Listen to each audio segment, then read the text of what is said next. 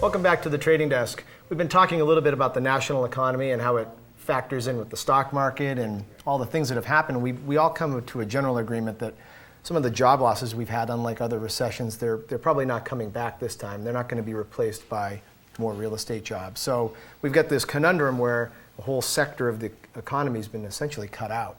And we're curious, okay, well, what's the next sector going to be? Well, obviously, Bend has been so reliant on real estate. I think Bend's in a much more difficult spot. I mean, we have the second highest unemployment rate, at least statewide. I think Bend, the biggest employer is still Cascade Health, and that will remain the same. As far as single entity, you still have tourism is probably the biggest, and that includes. I think real estate was probably the biggest there for a little while. I don't know. I never knew the total numbers, but I just read this weekend what they're still talking. 1,400 realtors in this town, and they're selling 800 properties a year. So a lot of people aren't making any paychecks. So yeah. Right. It's still awfully lean out there, and then you've got the whole finance arm, and that's that fake money that was running around's gone. So I think it was interesting. 3-4 years ago, there was everybody was saying, Bend is such a great place. Even if we see a recession, we're going to be insulated.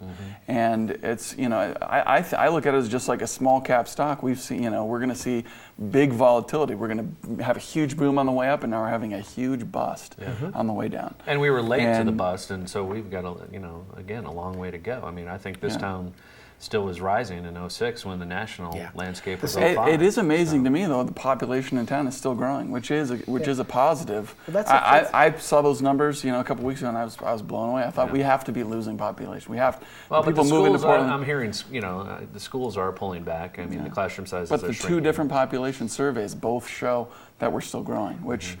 Well, I think that's the kind of that odd thing about Bend that you can't put your finger on. I went downtown over the last couple of weeks, out a couple nights during the week, and I mean, depending on where you go, there was still a good pulse. A lot of people around. There seems to be that. Still a one-seating town though at night.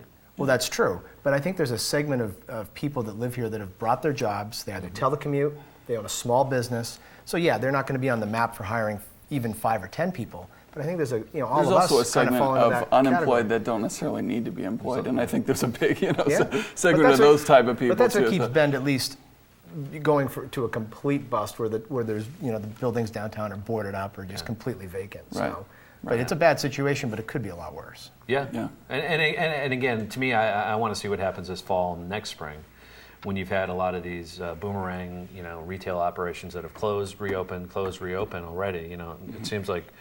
Again, my office is downtown. I see things closed. It's amazing how and they reopen within 40 days at the most. Yeah. And bam, they're like, okay, one person couldn't do it. I'm going to do the same thing though. So it's not. I'm not seeing a diversity in the business. Retail-wise, I don't have any solutions there. But I think this fall again will be a real test. Because I agree, and it's going to be a big time. Because now rents have been lowered a little bit on the commercial side, but. Is the demand really there to still? That's a great question. I think, and it's springtime, summertime, and all that stuff we're seeing. Exactly. The optimism is the peak and stuff. time, and this is when you make your money. To get back to residential, we're seeing that residential again. We're seeing some activity and stuff, and people getting optimistic again. Wow, look how many people are. Yeah. Look at these great deals, and that's not how bottoms happen. I'm really looking, and it's been almost 5 years since the top. I've thought 2010, the fall and winter, we could see. If we see a really, bad fall winter for residential real estate, we might, I think, get close to a bottom. Well, again, if you look at the national figures, and we mirror that, and probably a little lagging, 04 through 06 were the peak ARM periods for this country.